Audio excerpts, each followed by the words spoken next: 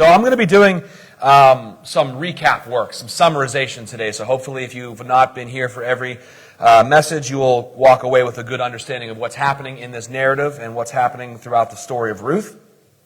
So if you are familiar with your Old Testament, or if you are not familiar with your Old Testament, the book of Ruth takes place during the time of the Judges. And the period of the Judges was the darkest period in the history of the nation of Israel. People have left and abandoned the God of Israel. They have walked after idols. They have fallen away, and the Lord has been moving in a period of judgment against his people. Now, in the midst of all this darkness shines a light, because God does not allow his people to go without a light in the darkness. And in this case, this light shining in the midst of tragedy, shining in the midst of darkness, is the person of Ruth. Now, what's significant is Ruth does not originate from the nation of Israel. She actually was from the country of Moab, which was one of the historic enemies of the nation of Israel. So God is shining a light into his people through the use of the most least likely of all people, which is significant when we look at the work of Christ, who comes as a servant. And he comes born as an infant in a manger and in the most obscure town in the nation of Israel. He uses least likely means to accomplish his purpose because it serves to glorify him more. And this glimmer of hope that we see in Ruth is important because it's the outsider, the one who we would not expect to be the place to put our hope in. And she comes in and she serves this purpose of demonstrating God's covenant faithfulness. And that's really what this book is all about. It's not a love story like I've been saying for several weeks now. It is a story of God's covenant faithfulness, how he can be depended upon, and how we can look to him and we can trust him and we can know that he has his people in his hands at all times. Now, this was a story that we talked a lot about providence, about God's sovereign control over every detail of life in his people's walk, including those dark times. And this has lots of dark providence. There's barrenness, there's death, there's loss, there's suffering.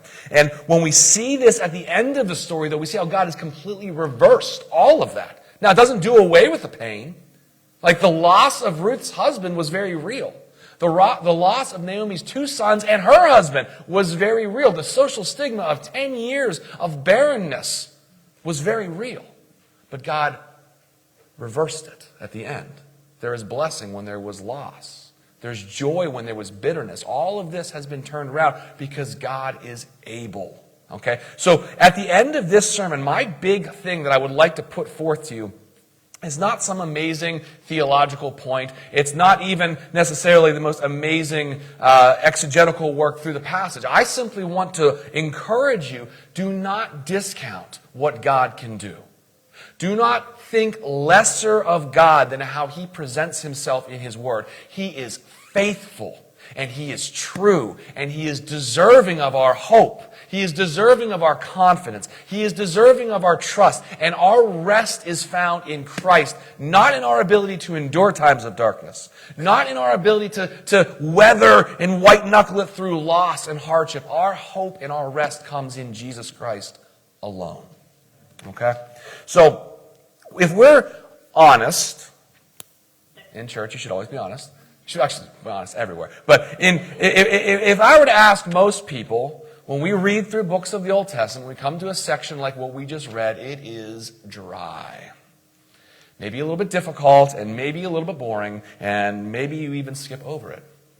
Now the problem is because so much of the Old Testament is history, and we have an aversion to history as a 21st century society, we miss the significance of what this text is saying. And as modern people, we don't necessarily have the same frame of reference to read it as the original audience would. So I'd like to do a little bit of work trying to bring in some understanding of how the Jewish individual would have read this story, particularly this ending with all the names and the genealogies and all the stuff that we as moderns roll our eyes at and say, oh boy, right? But why this is important is for 2 reasons. The first thing is when we see historical accounts like this, we're able to see God faithfully working out his plans in the past, and we can grow to expect him to be faithful in the future. there's an element of a reminder here. Who is God? Who is the one that you serve? Who is the one that you follow? Who is the one that has redeemed you? Remind yourself of who God is. Besides this, genealogies like we have here, particularly at the end, which we didn't read. I will read some of that. There's a lot of names there. These genealogies tell us the story of where people have come from. Right? That's what a genealogy is. It tells you who your ancestors are. And for the Jewish people, that was of the utmost importance. I had to be able to prove that I was truly a son of Abraham. I had to be able to prove that I was truly a son of Judah or a son of Levi or whoever the particular tribal descendants were. But also, and this is one of the things that makes the Bible unique compared to other alleged holy books. The Bible doesn't whitewash anything. The Bible leaves all of people's flaws there for everyone to see. And what we see in these genealogies, in this history, particularly with the issues of Rachel and Leah and Perez and Tamar, is we are going to see broken people being used by God. And what it shows us is that it doesn't matter where we have come from in our life. It doesn't matter what trauma and trials I have endured. God is not limited in any way by that. God is not concerned that your life has been ravaged by sin. He can redeem. God is not concerned that you have come from less than upstanding backgrounds in some of our cases. God can renew. Okay? The purpose of these genealogies in many cases is to demonstrate hope. This is most explicitly seen if we were to go to Matthew 1 and look at Jesus' genealogy. You'd expect that if God's going to publish a genealogy of the human line that comes and culminates in his Son taking human flesh, you would want to highlight the big names. Abraham, David, those guys. Well, they're in there. But so are also the people who have walked in prostitution. Rahab. There's also people like Tamar who we're going to get into her story, and it's messed up. Okay? There's a lot of brokenness and damage in that genealogy, and it is encouraging because I can look at that and I can say, wow, I'm not nearly as messed up as some of these people. So that means God can certainly do something with my life. But maybe you are as messed up as some of those people. Maybe you're worse. I don't know. Understand that God is not limited by that. There is always hope in your case because the God that we serve is limitless. And as Jesus said, nothing is impossible with God. The other thing, just as a note of study, because I love learning, I love studying, is when you read a genealogy, I want you to keep in mind a question. Ask yourself, how does this genealogy show God's faithfulness?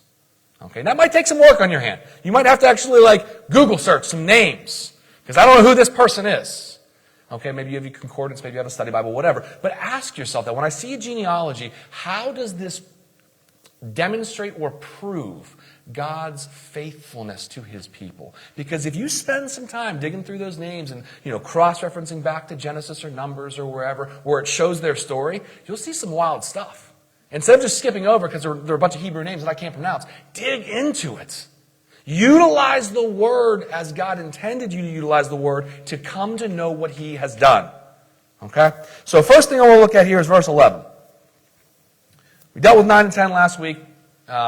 Just had to keep it together for the continuity here. But, Boaz gets Ruth as his wife. Things are going well now. She's redeemed. Naomi's secure. Everything's wonderful. But then the town starts pronouncing these blessings based upon historical figures.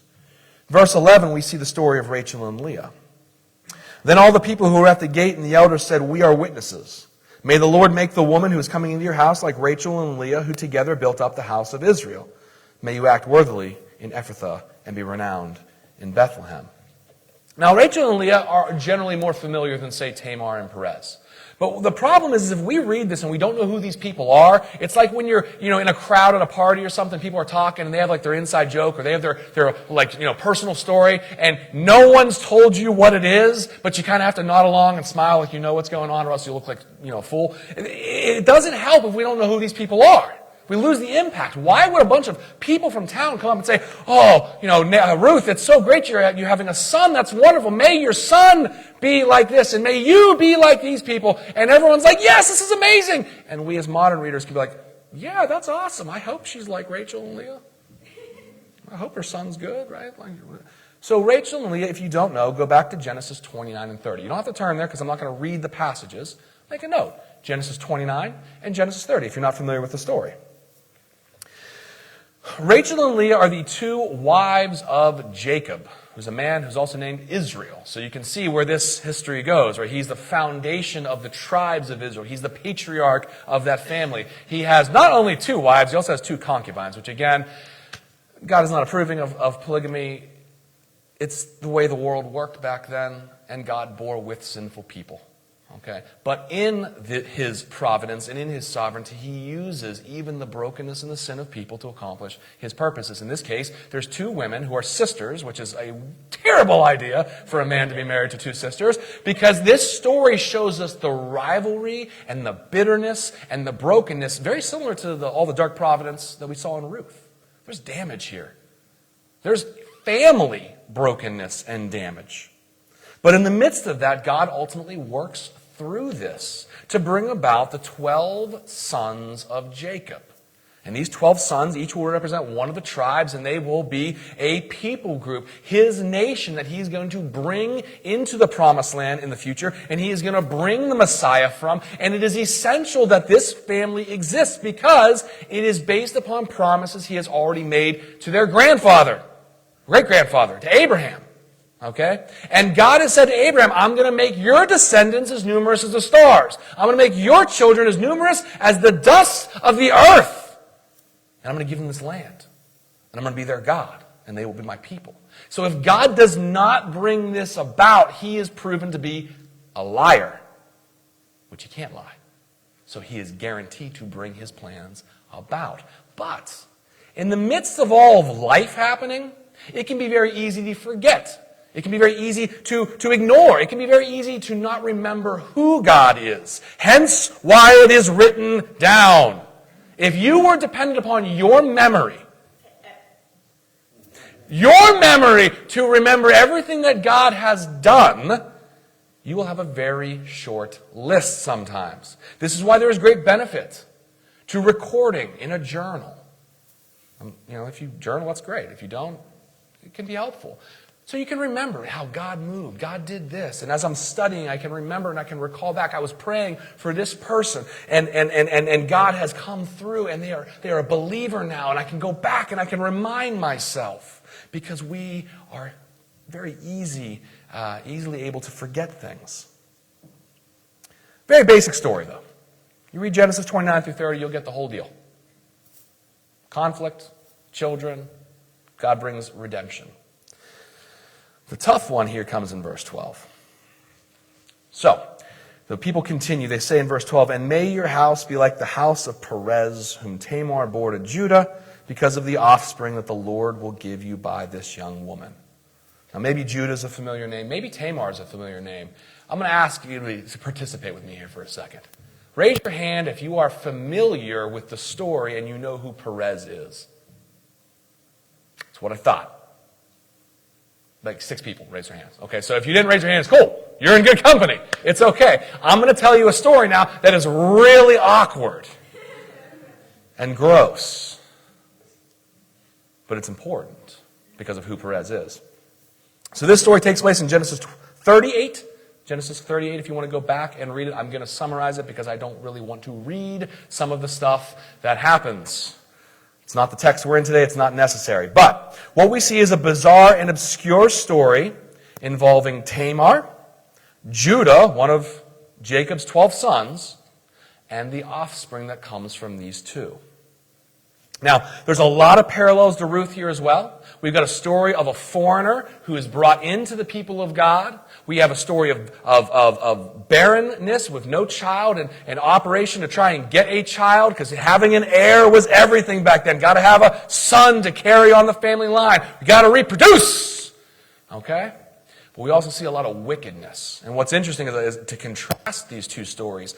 All of the main male figures in the book of Ruth, Boaz here, this is the only one, is there's one guy, right? A model of obedience and righteousness and faithfulness. You go to Genesis 38, all you see is wickedness and sin and unfaithfulness on the part of the men in the story.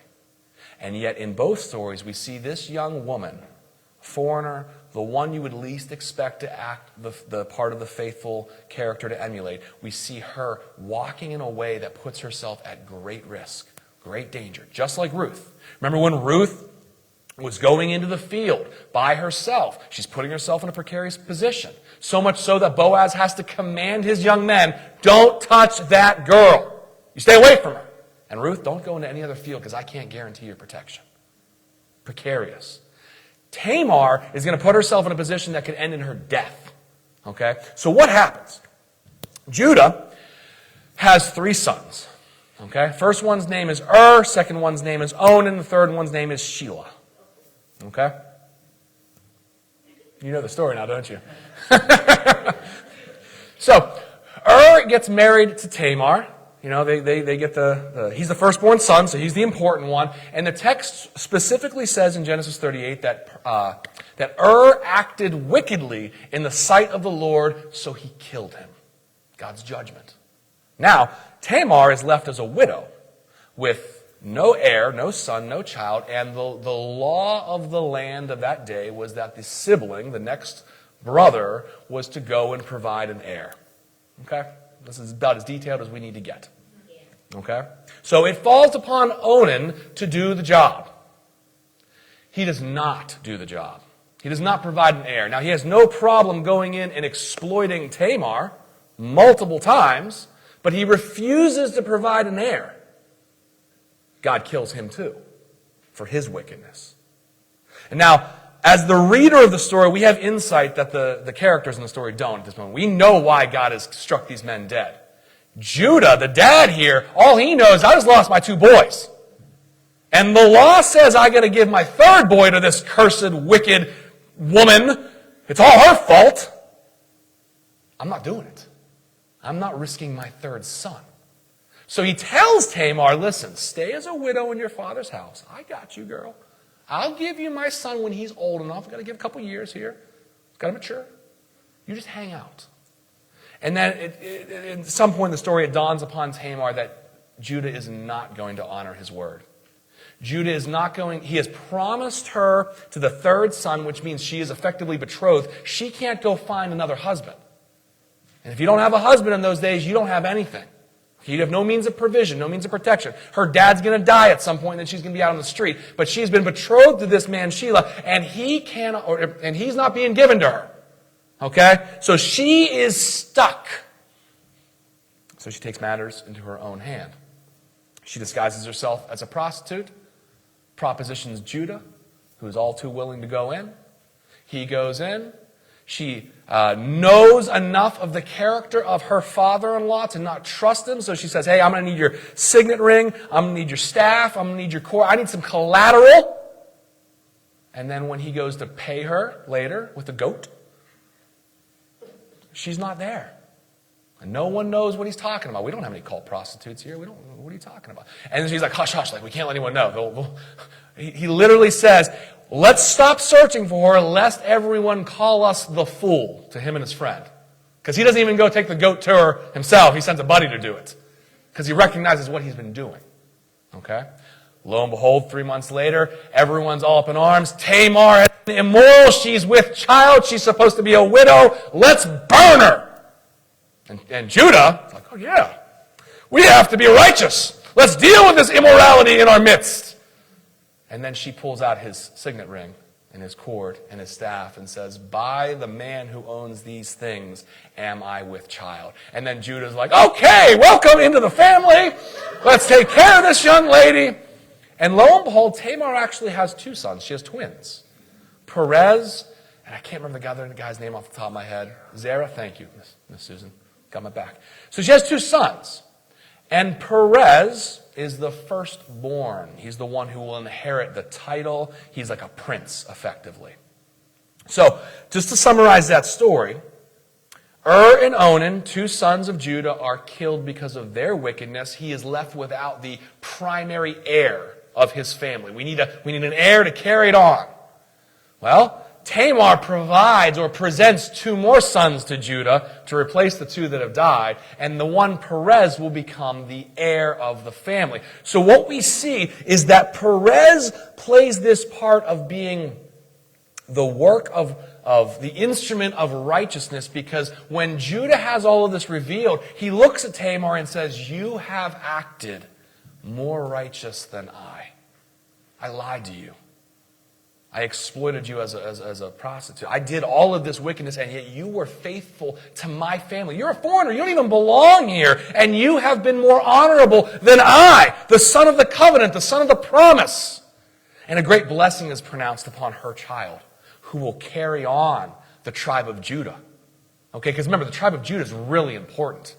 Jesus comes from the tribe of Judah. Jesus comes from the line of Perez. Jesus doesn't come about if there is no Perez. Perez is a hugely important character in the biblical narrative, and yet he gets a footnote for most of us. He's that guy. He was the twin, right? So, in this whole story, what we're seeing is the continuation of the line of the child of promise that was threatened to be wiped out because of man's wickedness. Okay? But redeemed through God's providence. How he works things. And he works even through brokenness and sin and wickedness. So what we see here, a parallel between the narrative of Perez and Tamar, is God working through the least likely of all means to preserve his people according to his promise and according to his word. And he has renewed the life of brokenness and loss. And he has dealt with the issue of sin in a way to bring it about so that many people one day will be saved. Look how instrumental Tamar is in that work, which is why she is included in the genealogy of Jesus come Matthew chapter 1. And if you don't really know this, historical genealogies did not include women ever. And Matthew includes 5 women in the genealogy of Jesus. And all 5 of those women have an issue, or at least appear to have an issue. Okay? We've got Rahab, who was the prostitute in the book of Judges, gets married into the family of Judah. We've got Tamar, who's got her own, sordid past. We've got Ruth, who's a foreigner, an enemy of God's people brought in by God's grace. We have Bathsheba, who, again, sordid past, issues. And we have Mary, who from all outside perspectives looked like she was involved in adultery as well. Okay? But what we see is God is honoring the faith and the sacrifice and the faithfulness of these women, because that was one of the things we saw weeks ago, that God works through the faithfulness of his people to accomplish his purposes. Yes, he is sovereign. Yes, he can work all things according to their pre-appointed purposes, but those pre-appointed purposes often include the faithful response of his people. We saw that in Ruth, responding faithfully to her mother-in-law. We saw that in Boaz, responding faithfully to God's law. So yes, God is sovereign, but that sovereignty in no way discounts the necessity and the responsibility of the people of God to be faithful to what he has called them to do. Okay? So, what we see here is we see a blessing of abundant offspring in Rachel and Leah to build up a nation. And we also see the faithfulness of this woman preserving the people of God. Hence the blessings that are pronounced upon this new household, Boaz and Ruth. So picking up here in verse 13. So Boaz took Ruth, and she became his wife. And he went into her, and the Lord gave her conception, and she bore a son. Now, it is very, very important that we notice in verse 13 that it says, the Lord gave her conception.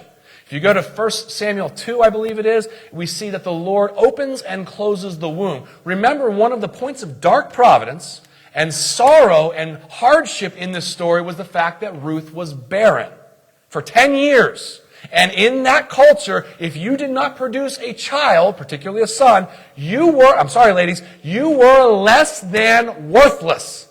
Okay? Because everything hinged upon that child. And Ruth, and this is even true if you go back in the story with Abraham and Sarah. Sarah spends decades as a barren woman.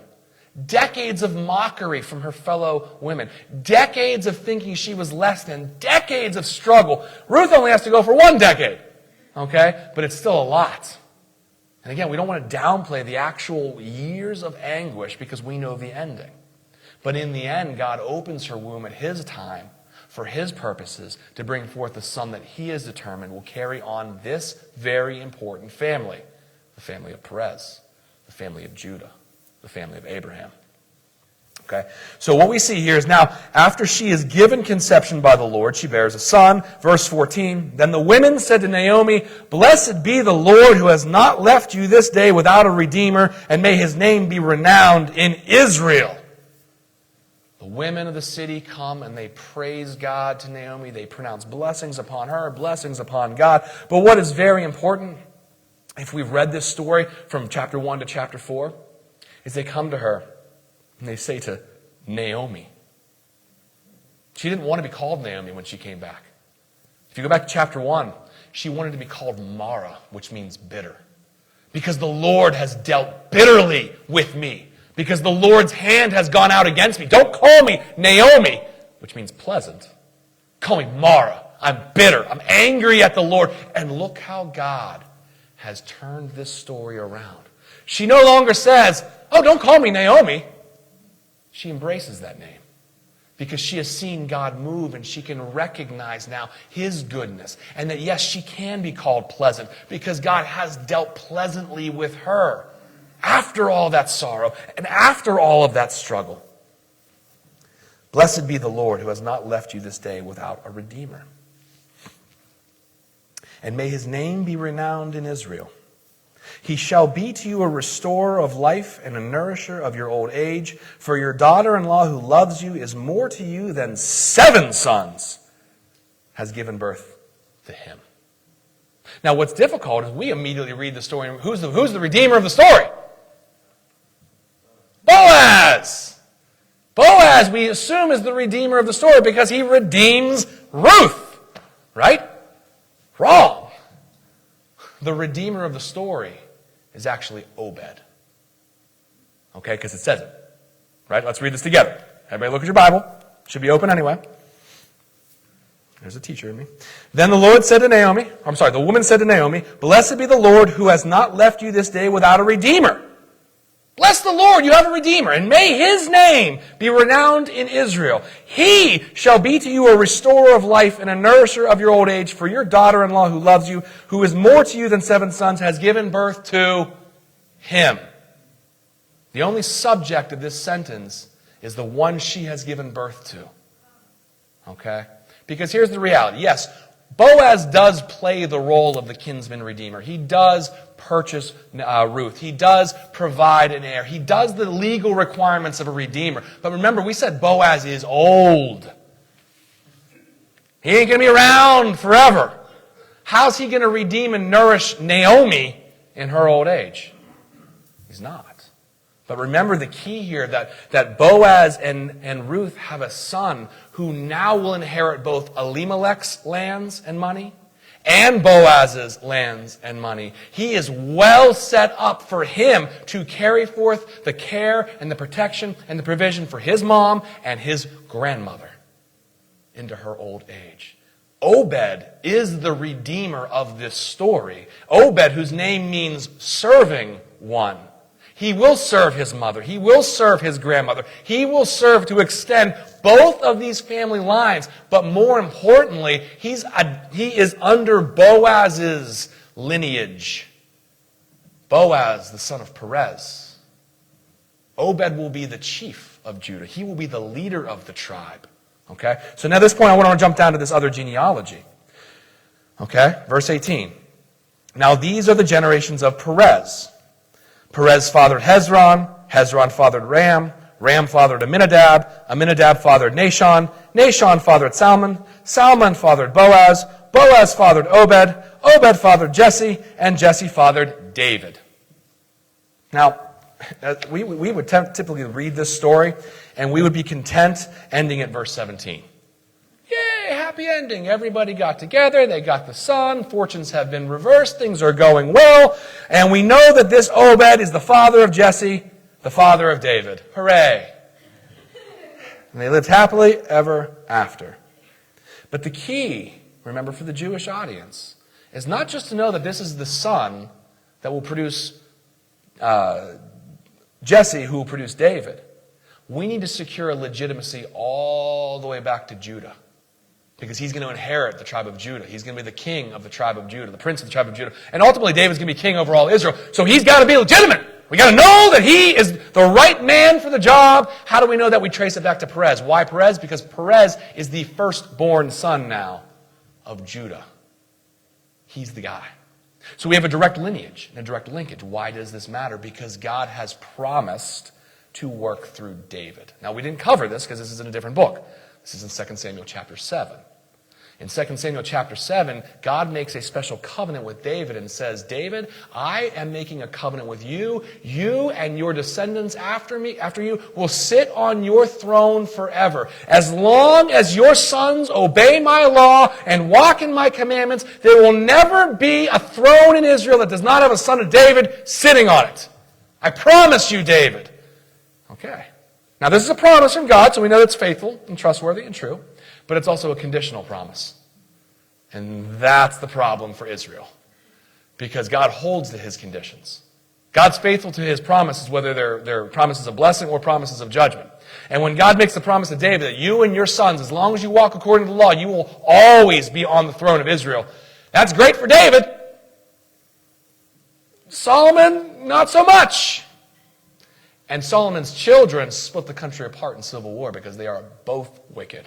And then it's just a series of wicked king after wicked king after wicked king after wicked king, showing that our hope cannot be only in David and his sons. Our hope needs to be anchored in something greater than David.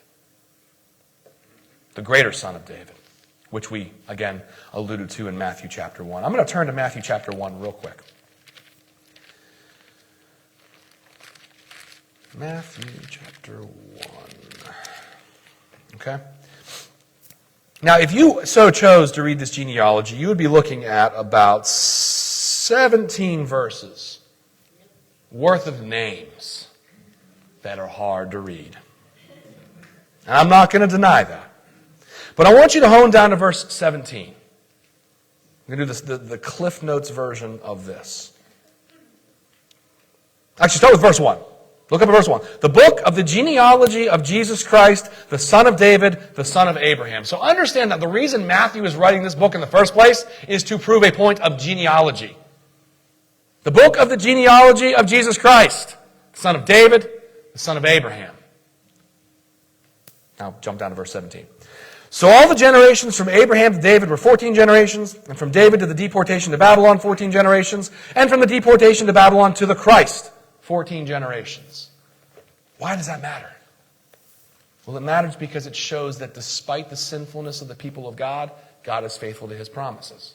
It shows that no matter what happens to the people of God, whether they are in the nation of Israel or because of their sin they are exiled and they are occupied by a foreign power, he is faithful. And despite whether they come back and everything looks like it's going to be great and then it still turns out to be a complete train wreck, God is faithful. The point is God made particular promises to Abraham and he made particular promises to David, and neither of those men could hold up their end of the deal. Both of them failed. Both of them were sinful. We're in a bad situation now because the sinfulness of man seems to be outstripping the power of God. It seems to be negating the ability of God to act. And then God's like, never stopped me once. Never prevented me at all. I've been working through this whole thing. Right? So what's 14 plus 14 plus 14? 42? Is that right? 42? 42 generations of sinners. And my plan still came to pass exactly as I intended it. 42 generations of people that from a man's perspective completely torpedoed this whole promise to Abraham. But I am the Lord. I bring my plans to pass. Ultimately, why all of this genealogical stuff matters is because, again, back to those two purposes. It reminds us of how God moves. It reminds us of who God is. And it shows us that no matter where we have come from, no matter what issues lie in our past, God redeems sinners. And he does it not through Abraham, because Abraham needs redeeming himself. He does it not through David, because David's a schmuck too, and he needs redeeming. He does it through Jesus Christ, the son of David, the son of Abraham. The only son of David who perfectly walked according to God's law. The only son of David who has a legitimate claim to the eternal throne of God's kingdom because he is perfect and he has obeyed and he has conquered all his enemies and he rules and he reigns because he is the God-man. He is not just another son of David. He is both a son of David and the Son of God. And just like in the history of Israel, from 14 generations, from Abraham to David, and 14 generations from David to Babylon, and 14 generations from Babylon to the Christ, there has been darkness everywhere. There has been darkness in the midst of God's people. There has been darkness across the world. And David is insufficient. Although David is a light and David shines bright. He brings peace. He brings the golden age. David looks like he's the man. David is not a bright enough light. Ruth is like that little candle, that little match in the midst of a dark room. It's not much, but it's shining, but it's not enough. How will God accomplish his people? He will bring the light of the world. That's why it's one of the reasons that Jesus is called the light of the world, because he shines into the darkness. I'm going to turn to John chapter 1. John chapter 1. Speaking about Jesus, the Word made flesh, John writes this in chapter 1, verse 1. In the beginning was the Word, and the Word was with God, and the Word was God.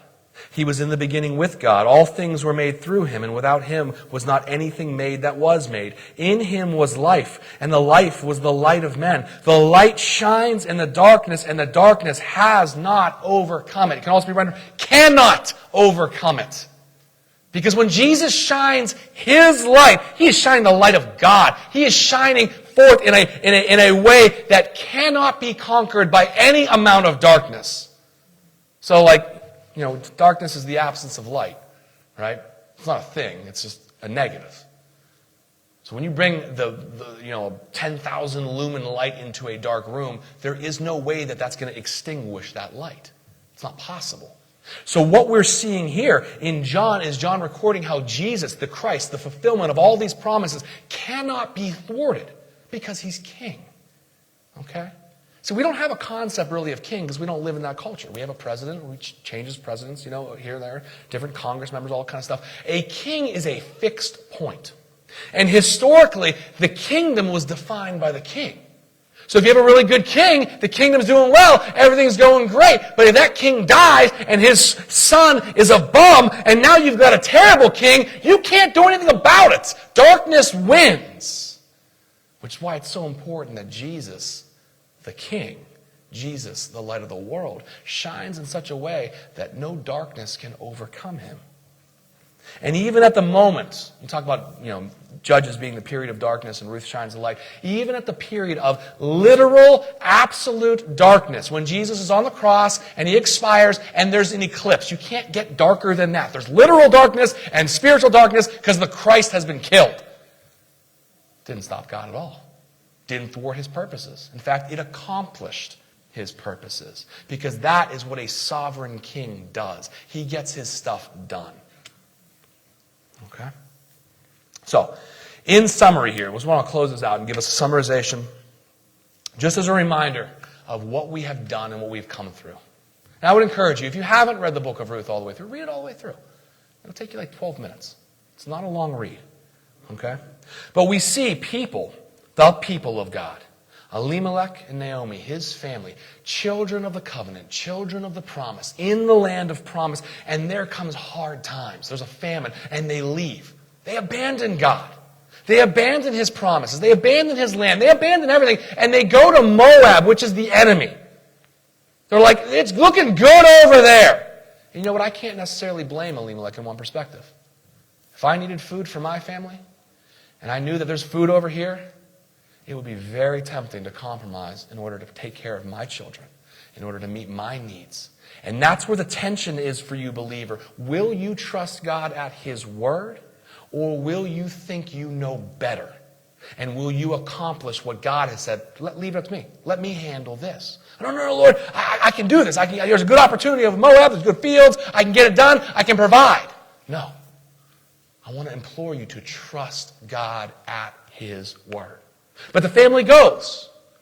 They turn away from the people of God. They turn their back on the covenant's promise. And then tragedy continues. Death after death after death. Marriage to these foreign women that they really shouldn't have married according to the ways of God. Barrenness. And ultimately now we have 2 broken women coming back to Israel. Returning. And this is true. Sometimes I know enough stories here from people. We've been through that broken period. And God in his faithfulness has drawn us back to himself. Because what does Jesus say as the good shepherd? I will not lose one of my sheep. My sheep hear my voice, and they know me, and they follow after me. So we see God at work in the midst of all this, bringing Naomi and bringing Ruth back. And Ruth comes and she says, where you go, I will go, and your God will be my God, and let nothing but death separate us. She comes into the people of God. And she is demonstrating faithfulness and love and care and commitment. And it catches the eye of Boaz. And he's like, that girl is amazing. She loves Naomi like it's her own mother. I'm going to provide for her. I'm going to care for her. And ultimately, through the redemption laws, they come together. They become a husband and wife. They produce a child. All this good, happy stuff that we just read here. But remember, this doesn't negate the sorrow and the hardship. Like, we see the whole story at once. They had to walk it out. Ruth had to work in a field for 3 months, busting her back, harvesting grain. And then Boaz redeemed her. Sometimes we will go through the hardest of seasons, but don't depend upon yourself, believer. Trust the Lord will carry you through. You may have to endure hard, dark providence, but your God has not left you. And he has not forsaken you. Lo, I am with you always, even to the end of the age, says Jesus. Even in the midst of dark providence, the light of Christ is shining forth. Look to that light. Don't look to yourself. Look to the Scriptures. Read about who God is. Remind yourself of his faithful acts in the past and how he is faithful in the future. Look and see how he has worked through broken people, shining light in the darkness, and say to yourself, I believe this. Help my unbelief sometimes, though, Lord. And just as means of a gentle reminder, it's easy to profess these things, especially when things are going well, but do you believe them? Okay, and I'm going to butcher this quote because I didn't write it down, but one of my favorite sayings from one of my Old Testament professor was, remember in the dark what you know to be true in the light. Okay, and the illustration was that, the dark room. You walk through the dark room. When you're at your house, you know where everything is. You're dodging, coffee tables, you know where not to step because your kids' toys are right there. You go to like a hotel and you have to get up at night and it's like ninja time, right? You're like, I don't know where anything is. My pinky toes are like going to die. I hope I don't run into anything on the floor because you don't know. And this is why it's important to know what the truth is before you find yourself in that situation. So if we profess this and we trust this, do we really believe it when the going gets tough? And this is where, I know some of the stories of where you guys are, and I just want to remind you gently and lovingly that if God could redeem and deliver in the past, why not in your life now? Trust the Lord.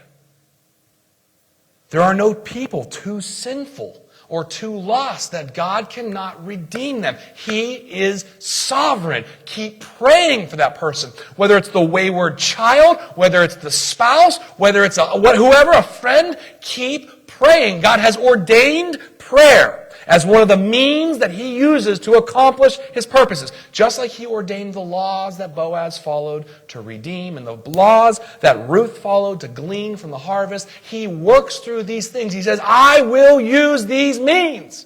Do you believe it? If you do, then don't stop praying. Keep going. Trust the Lord. No situation is too dark for God to shine in. Look to Christ Jesus. If you're in the midst of this and saying, this cannot get any worse, remember, Christ Jesus. He is for you. He is not against you. And again, just like I made the point of the genealogies, you see that list of broken people and you say, how can God be faithful in this? What can I glean from this? No one is too far from God. No one is too broken. No one is too much of an outcast. Christ saves the lost. Remember what he said, I have come to seek and to save the lost. He's the good shepherd. He doesn't lose one of his sheep. If he loses his sheep, he's not a good shepherd. He's pretty bad at his job. Trust that Christ does his thing. Amen? Amen. All right. Stand with me, please, church.